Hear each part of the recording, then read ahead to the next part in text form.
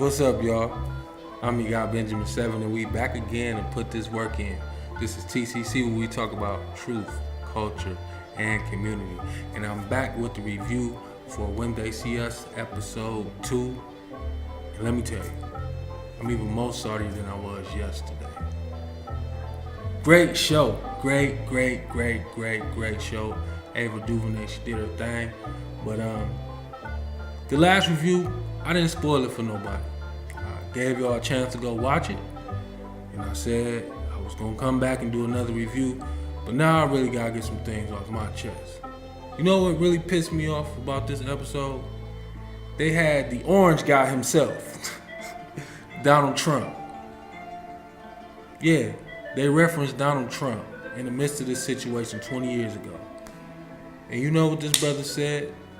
He said that these innocent men that were later exonerated, he said that they should bring back the death penalty just for them.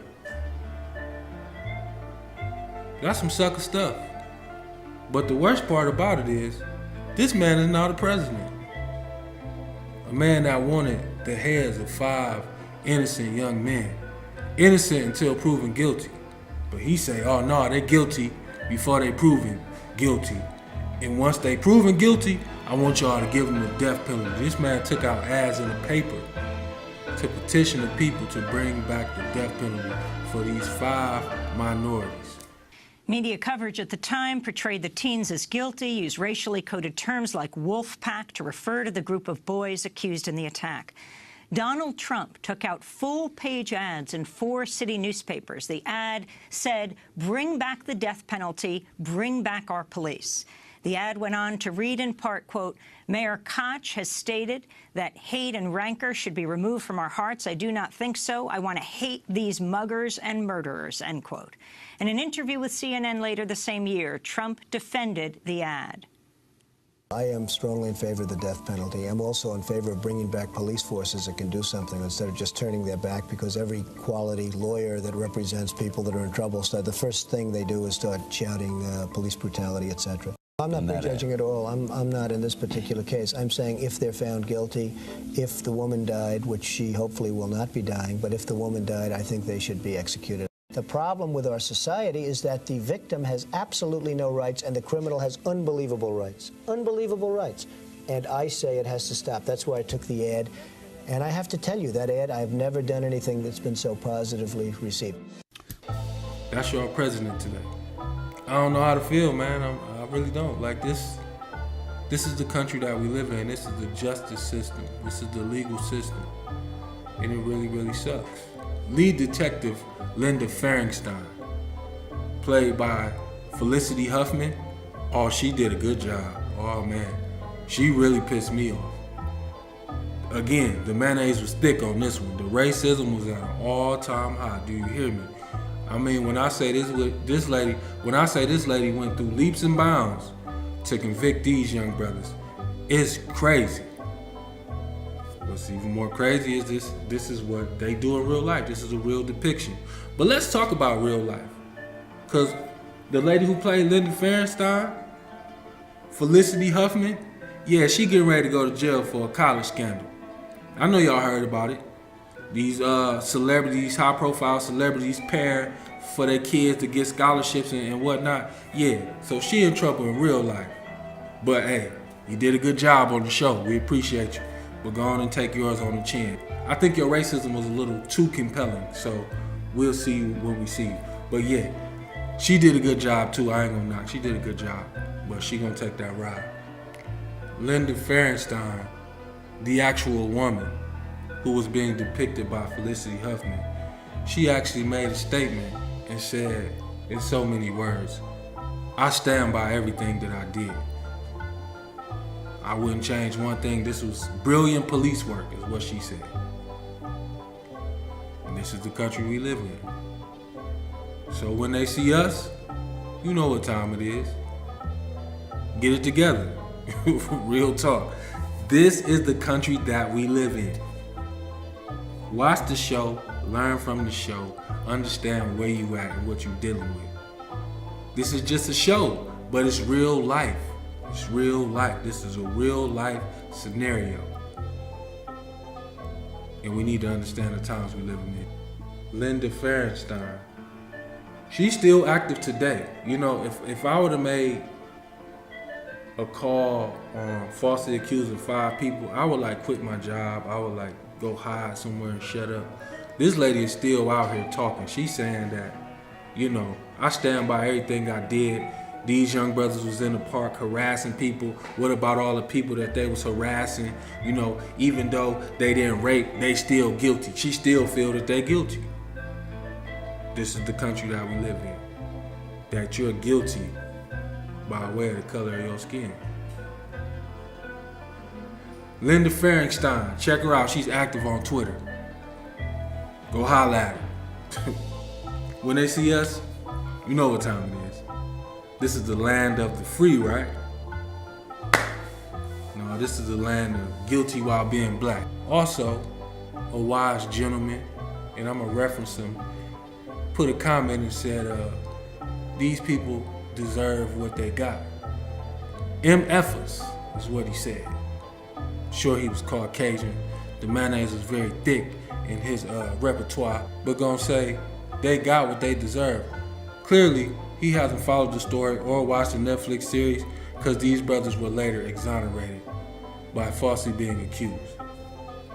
Since episode 1 was so good, it made me do a little digging on, you know, the backstory and whatnot.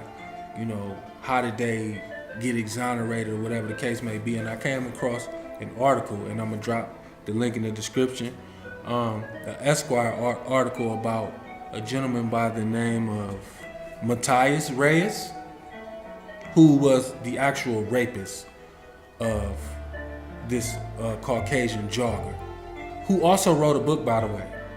The actual guy, Vincent, who raped this young lady, his name is Matthias Reyes. Reyes was born in Puerto Rico in 1971, moved to New York City as a child following his mother. School reports noted his IQ was low and he was emotionally disturbed. Okay. By the time the actual person raped her, he had raped multiple people. And he never was picked up for it. He got picked up on another rape charge. And you know how they found out that he wasn't guilty? Because he met one of the falsely accused young brothers in prison and they got into a fight over a TV.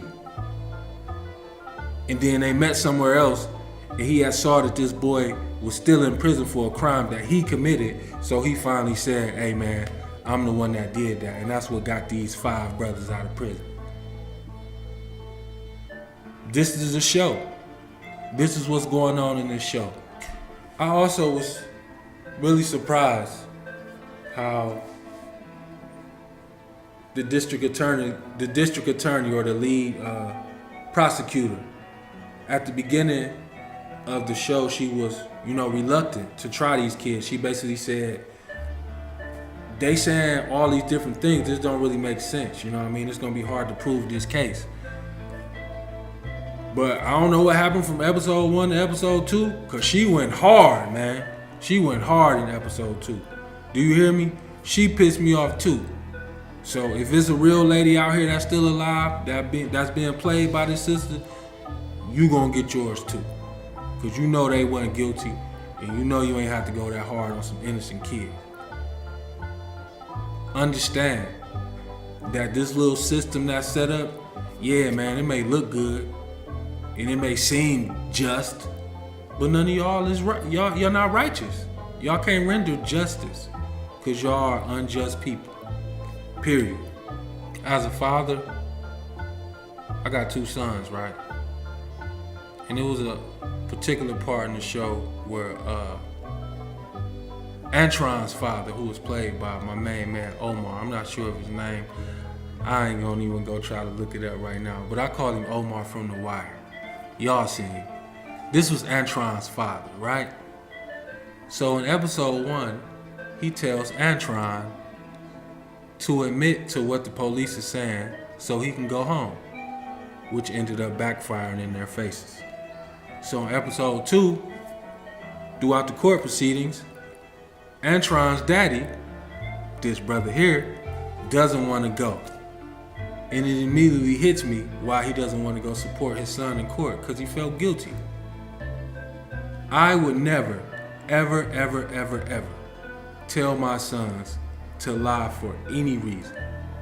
We teach our children to tell the truth no matter what. But Antron's daddy say, hey man, this lie, by you lying, is gonna get you home. We'll have a lie ever fix the situation. You lie, you gotta tell another lie, you gotta keep telling lies and keep telling lies. But this lie ended up sinking not only Antron, but the rest of the boys. You told your son to lie and snitch, not only on himself, but on 4 other people. Man, your dad's rights is provoked.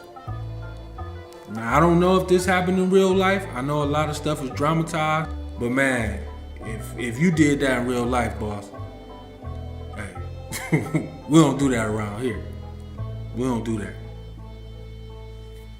Hey, men, stand up, teach your children the right thing. How your son out here lying for nothing to nobody. You don't be lying, don't show him lying. That just ain't how that go. That ain't cool.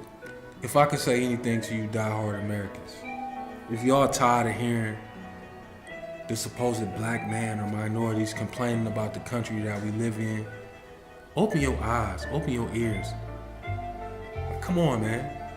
This country was founded on stealing people from their homeland and making them build this country up. And y'all vouch for this country like it's no justice here. It just isn't. Maybe it is for you, but for us, it's not. So please don't come to this page where we talk about truth, culture, and community, talking that American nonsense like this country is spotless. This country was founded on killing people and stealing people.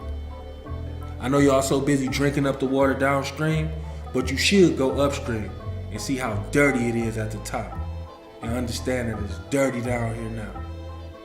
This is a sick place, and this show is just a depiction of it. For all my people who come into the channel to show love and support, you know, let's understand where we at, the times that we living in, and really operate with wisdom, move accordingly.